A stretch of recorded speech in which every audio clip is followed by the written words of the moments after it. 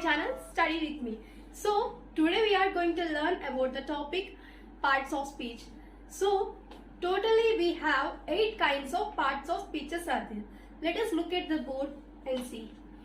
So we have 8 kinds of parts of speeches are there. In that, first is noun, pronoun, verb, adverb, adjective, preposition, conjunction and intersection. So like this we have totally 8 kinds of parts of speeches are there. Let us discuss about each kind with a simple example and with a brief description. Let's see what does noun means. Okay. So first one is noun. Noun is a naming word which is used to describe about a person, place, animal or a thing. So noun is a naming word which is used to describe about a person, place, animal or a thing. That means noun always used to describe. Okay, it describes about only the names, whether like names means like humans names, people names, whether it is male gender or female gender. Okay, and birds names, animals names, and mountains names, rivers names, places names and district names, countries names. So these are lot of kinds of names. That means all these category names, mostly noun describes about the names. Okay, let's see a simple example. Here are some examples which are related to the noun. Swati, Ramesh, Vijayawada, Delhi, Ganga, tiger, parrot, pen. Swati and Ramesh, these both examples describes the names of a persons. This is female gender name and this is male gender name. This one, place, Vijayawada and Delhi are related to the places names, and Ganga it's a river name, tiger it's a animal name, and parrot it's a bird name, pen it's a thing name. As I already told that noun is a naming word which is used to describe about a person, place, animal or a thing. And let us see 3 more examples in a sentence. Okay, I want to go to Kashmir. So here Kashmir is a place. So place is also a noun. And Lalita likes parrot. Lalita is a name. So here we have Lalita as a noun. As I already told, birds also comes under the nouns. So parrot is also a noun. Let us see one more example. I have 5 pens. Okay, I have 5 pens. So pen is a thing. So it also comes under the noun. This is all about noun. Let us discuss about the pronoun. What does pronoun means? Let's see. What is pronoun? Pronoun is a word which is used instead of noun. So pronoun is a word which is used instead of noun. Let me tell you one box.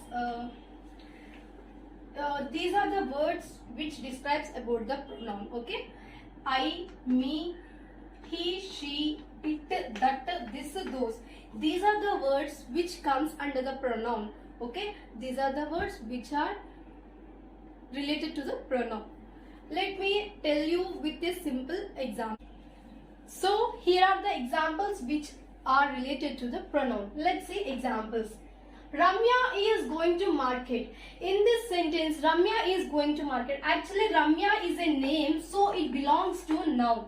So as I already told in the pronoun that pronoun is a word which is used instead of noun. That means instead of Ramya, we have to use the pronoun she. Why we have to use she means Ramya is a female gender name. That means she is going to market. As I already told that he, she, it, that, this, those. These are the words which comes under the pronoun. So that's why I have used, instead of Ramya, I have used she. Next, it is a pen. Okay.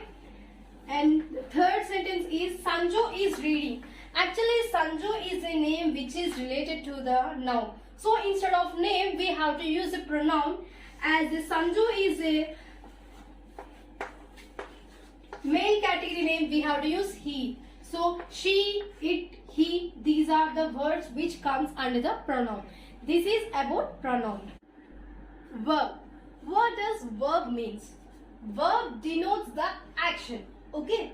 Verb denotes the action. And we have a note in form. Okay.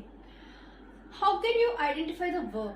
Okay, so there is a note that inform. We can identify the verb easily, the words which have ing form, ing, okay, like I'll tell you in the example so that you can clearly understand. Here are some examples which belongs to the verb. So as I already told in the noun, in the note that verb form, we can identify the verbs easily as they have ing forms. Okay, the words which have ing forms, those comes under the verb. So let's see some of the examples. So in this example, playing. Okay, in playing we have the ing form ing. Next is walking. Here also we have ing form. And jogging, third. Here also we have ing form. Fourth is eating, ing. Brushing, ing. Bathing, ing. Swimming, ing. Reading, ing. So these are all the words which have ing forms. As I already told in the note that we can identify the verbs easily as they have ing forms. Okay. And the fourth one is adverb. Let's see the description. Adverb is a word which modifies the meaning of a verb or adjective. So adverb is a word which modifies the meaning of a verb or an adjective. So you can identify the adverbs easily. There is a note, ly. So the words which ends with the ly comes under the adverb. So you can identify adverbs easily because the words which have ly at the end of the word. So you will understand easily through the examples. Let me show some of the examples which are related to the adverb. So here are some examples. Let's see the examples. So I said the note ly. The words which have ly comes under the adverb. So see, look here. Slowly. In this word you can see ly. Okay. Fastly, ly. Quickly, ly.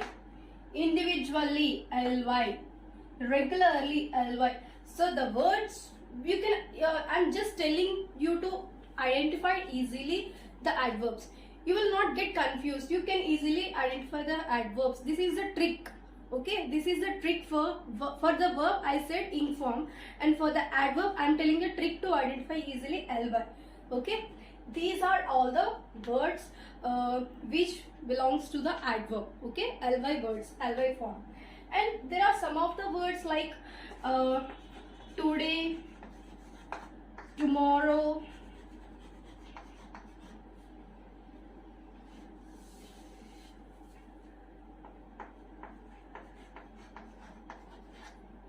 day after tomorrow, day after tomorrow. So these words also comes under the adverb. Of course they doesn't have the ly form, but those are the fixed words which comes under the adverb, like today, tomorrow, day after tomorrow, last night, okay, the next day. These are the words which comes under the adverb. Okay, this is about the adverb. And the fifth one is adjective. Let's see what does adjective means. Adjective is a word which describes about the quality, quantity, color, size, number. Okay, it also shape also. It also describes about the shape also. So adjective is a word which describes about the quantity, quality, color, size, number and shape. Let's see the examples so that you can easily understand what does adjective means and what are the examples that comes under the adjective. Let's look at the examples. Let's see the examples which comes under the adjective. As I already told that quality comes under the adjective. So these are all the words: good, bad, best, nice. Suppose if you go to the shop to buy some accessories or to buy some dress, definitely you're gonna see the quality, whether apart from price, you're gonna see the quality, whether the product is good or bad, like that. Okay, these are all the words which comes under the quality. And next is quantity. Quantity means less, more. Okay. Next, color. we already had known a lot of colors like pink, white, black, yellow, orange. Okay, next is size. Small, big, it comes under the size. And large also comes under the size. Next, numbers. We already know a lot of numbers like 1, 2, 3, 4, 0, 5, 10, 23. So all the names also comes and numbers also comes under the adjective. And finally is shape. Mostly we have seen a lot of shapes in the mathematics subject like triangle, rectangle, rhombus, diagonal and square. So these are the shapes. So all the quality words and quantity words, colors, size, shape, numbers, these are all comes under the adjective. This is about the adjective. Let's see what does preposition means.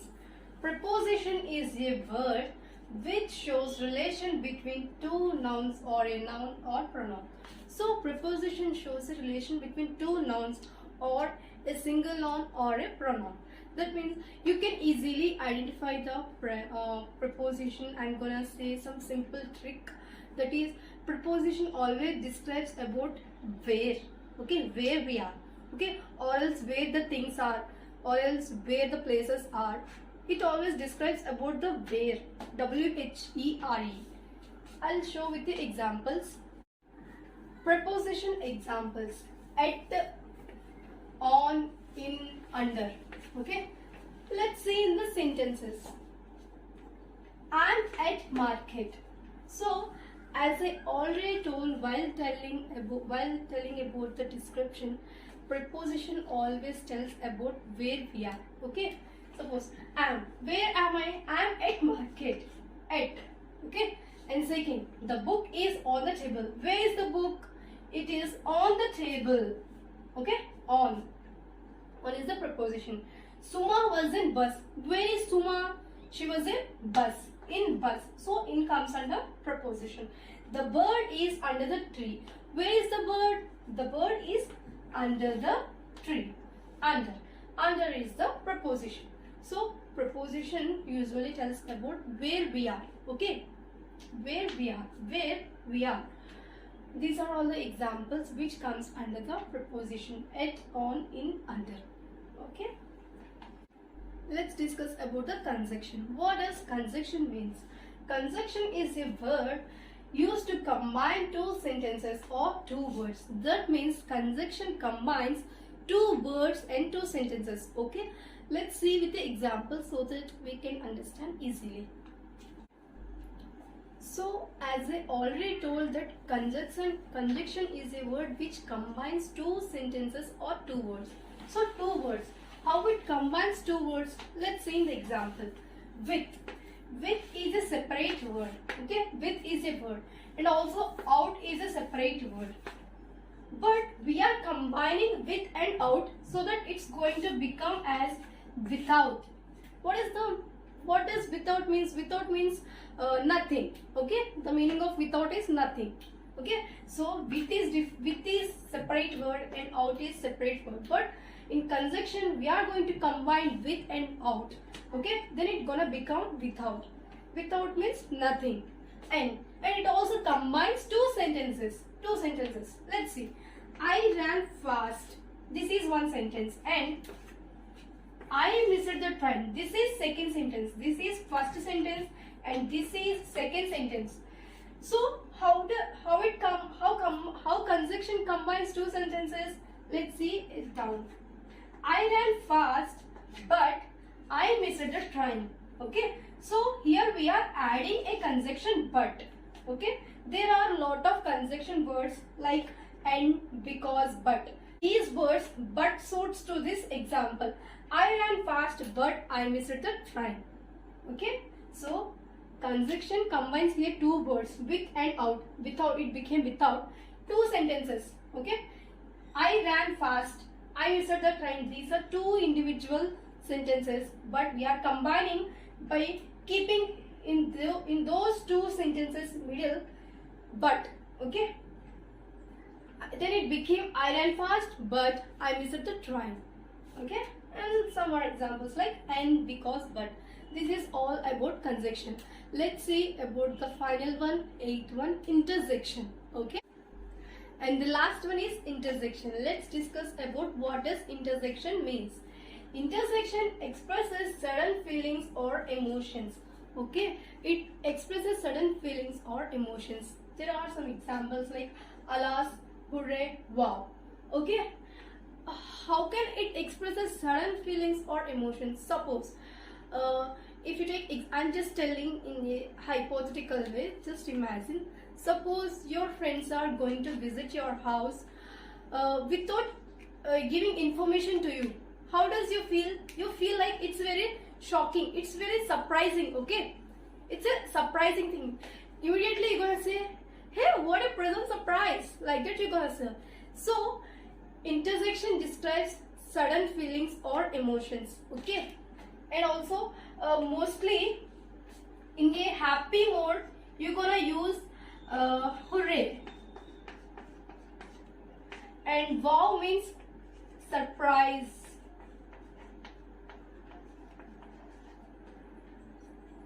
and alas means it was used in a sad way. Okay, alas, in a sad way, that means alas, the king died. You can't say hooray, the king died. You can't say when the king was died. You can't say in a happy mood. You're gonna say in the sad mood. That means alas, the king died. Okay, alas, the king died. But hooray. Suppose suppose the match was going between the India and Australia. If the India wins, definitely you're gonna raise your voice, hooray, we won the match, hooray, we won the match. Like that you're gonna say. You can't say in a sad mood like alas, we won the match. That, because alas displays in a sad way. Okay, but hooray, it's a happy mood. Okay, this is in the sad mood and this is in the happy mood. Humans have a lot of feelings. Okay, humans can express a lot of feelings like happy moments, happy mood, sad mood, angry mood, laughing mood, like that. So happy mood we're gonna use hooray we're gonna use in a happy mood. And wow means it's like a shocking things or surprising things.